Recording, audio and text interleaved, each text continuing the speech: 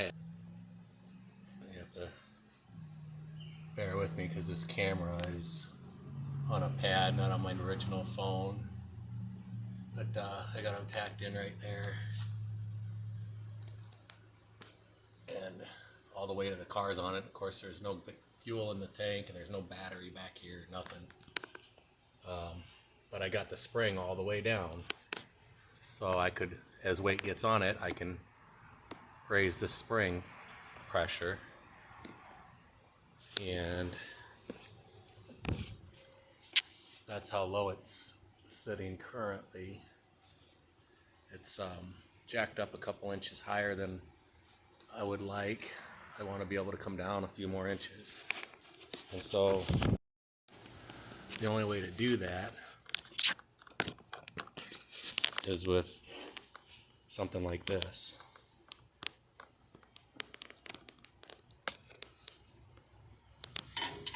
I put that right there, and that'll give me a couple more inches. I could probably even bring it down a hole right there. And the bolt pattern isn't exactly the same, so I'd have to fix that. But something like this right here, I would gain up to 3 inches. It looks like I could legitimately put 14-inch springs on this because these are 12s, and that's with them stroked all the way out with the adjuster all the way down. I still got 2 inches left there. So that's an option in the future.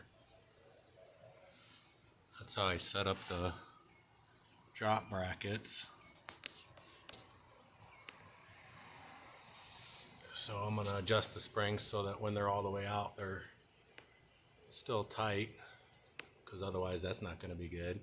Stuff will be falling apart. So I'll run those up until they're snug when it's all the way out, and then look and see what the adjustment for the height went to. Okay, that's what I wanted to see. Got my stroke where I want. If I hang off that, and I'm 200 pounds, I can bounce off it, hang off the frame and bounce, and it doesn't go all the way down to the stop. So that's pretty good. And I still got a lot of spring there that I can adjust for weight. There's a lot of threads left. And I'm back at the height I wanted on the wheel. And I can't get my jack under the car anymore, so step back here.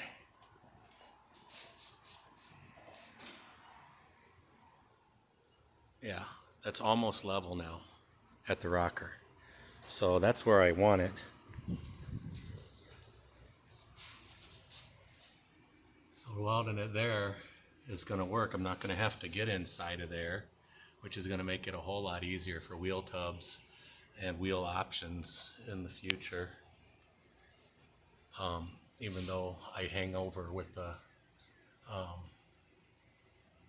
anti-roll bar, you know, I still got plenty of room. So yeah, I think I'm going to be able to weld that in permanent and be okay.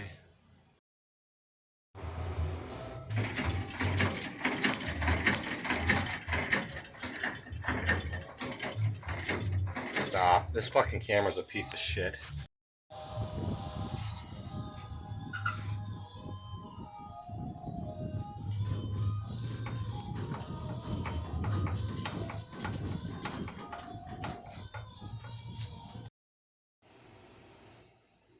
As they say, you use what you got. So I had this bracket right there. I cut it off of that side. Cleaned it up. And put it right there. Okay. And I had some scrap tubing. This, I still haven't welded that yet, that cap yet, where the heim joint, I should say. There's a weld right there. You can barely see it. But, yeah, right there, I mean. I put a little piece of tube in there from another set and welded it, so it's got 2 layers.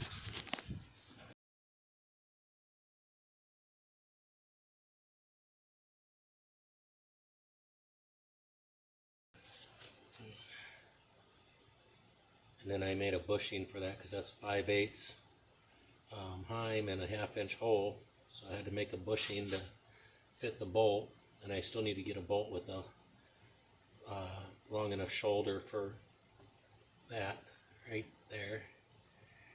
And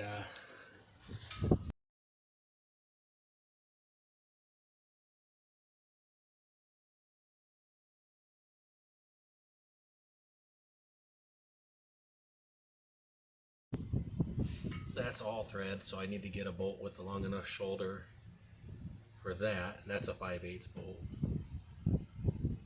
I got to weld it all the way around on a few places, like on the axle tube there. But, and it's hard to tell, but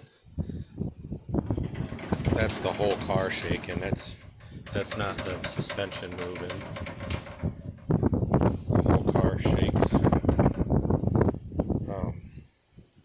which I find kind of weird actually, but it's barely changing the suspension.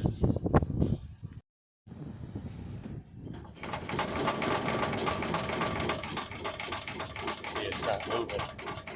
The suspension isn't moving, but the car is moving on the tires. I think it is what it's doing.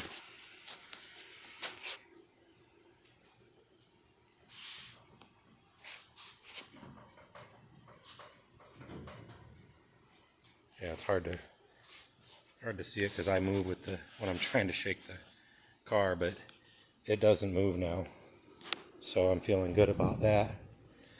The panhard bar worked the best. I was able to get it. Just the geometry works better than any other way. All right, so that's what it looks like with it. It's jacked up from right there. As far as those tires are just barely off the lift, so that's as far down as the tires will ever travel. Okay.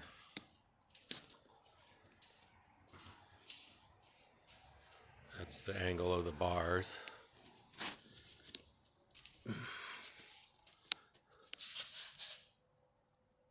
That's the angle of the panhard bar.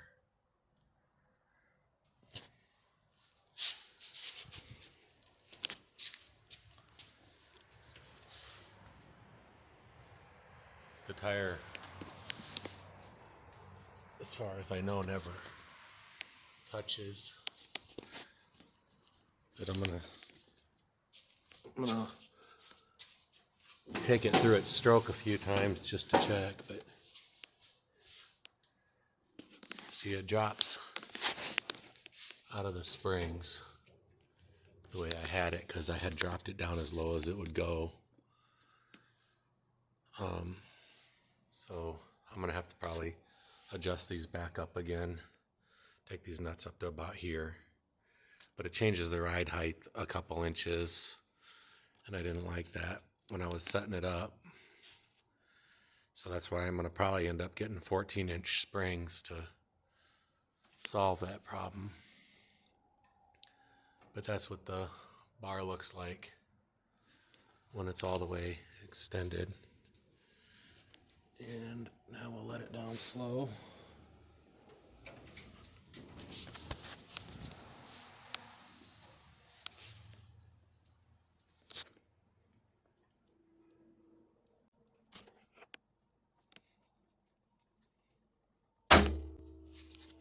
Oops, the spring snapped. The spring snapped on there.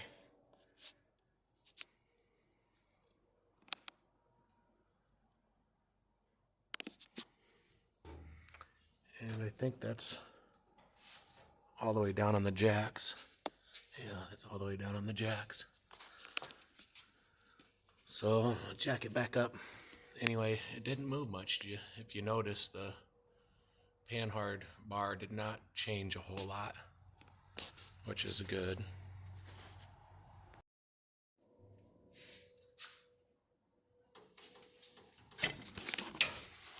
Alright, see those shocks get shorter.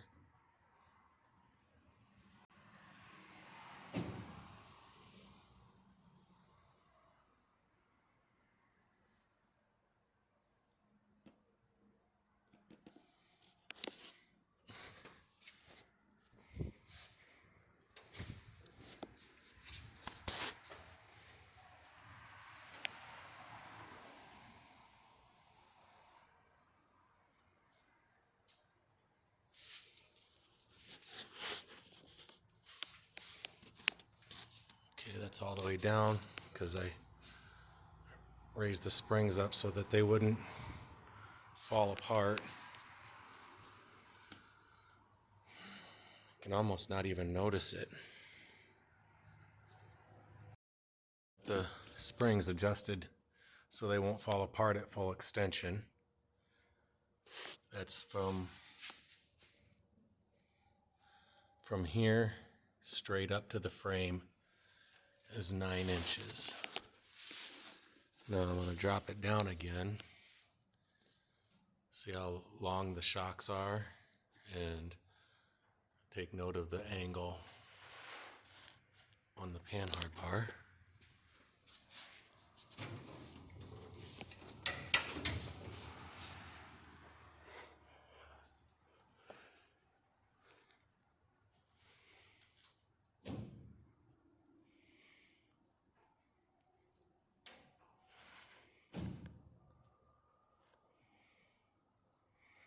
Okay, that's down on the jacks. It could probably go down another inch or so, but the jacks are just too tall. That shows the operation of it. Alright, I adjusted the panhard bar so there's about a finger. I can get my hand up there, width of my hand on both sides.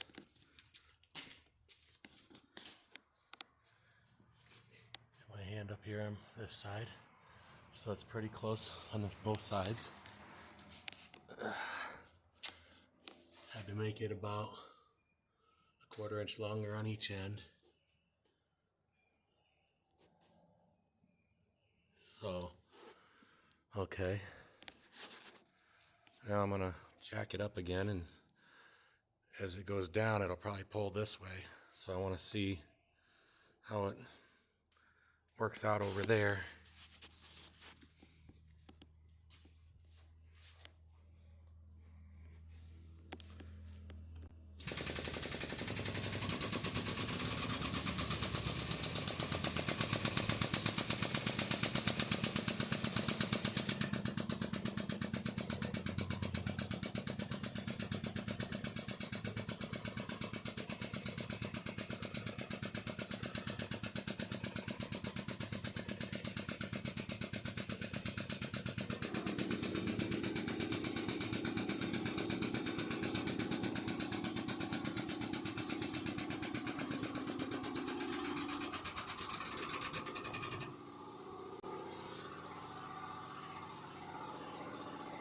Okay, so you could barely even see it moving as I try to pull the rear end that way.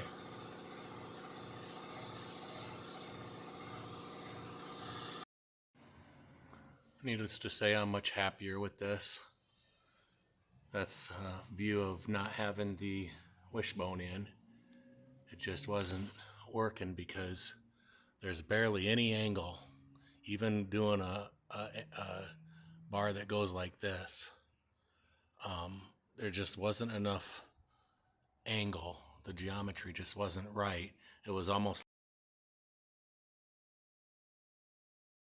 like a straight bar because that's only 16 inches from here to here, and it's almost 23 or 24 inches on this here, and so that's just way too much of a too shallow of an angle or whatever. It's like 30 degrees.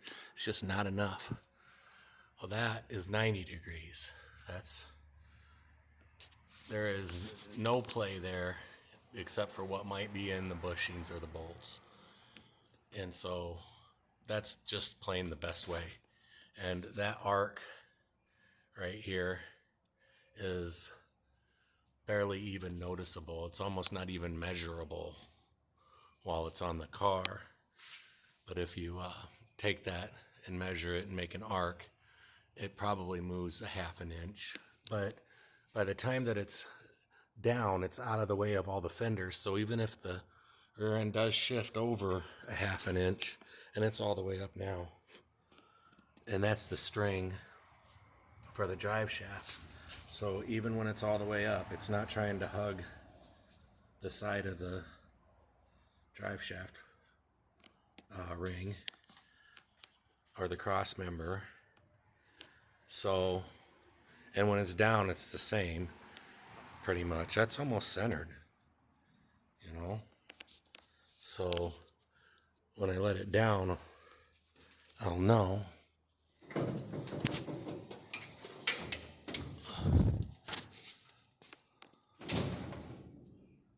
Okay, now that's down on the jacks. And I guess it's a little closer to this side. So yeah, it's within a half an inch when it's down. So it actually moves over when it's down. But I think it'll be all right, and as long as it doesn't hit when the drive shaft's actually in. And if it does hit, I'm gonna have to fix the cross member, obviously, because this is where the wheels need to go. So that's it for the day. I'm done for tonight.